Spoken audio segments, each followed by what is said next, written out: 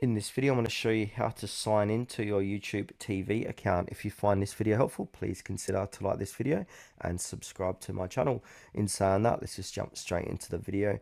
Okay, so what we want to do is open up a web browser and head on over to tv.youtube.com. This is the official website for YouTube TV.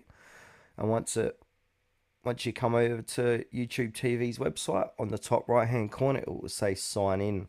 So go in and click on the sign in button. Now give that a few moments to load. And then you got to pick an account from your Google account. So I'm going to sign back in with Tutorial Wiz. And give that a few moments to load. You might need to re-enter your password. So I'm going to jot that down now. Then I'm going to click next.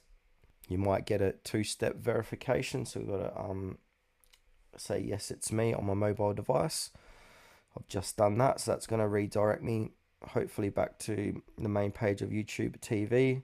Alright, it might ask you to simplify your sign in. I'm just going to click not now.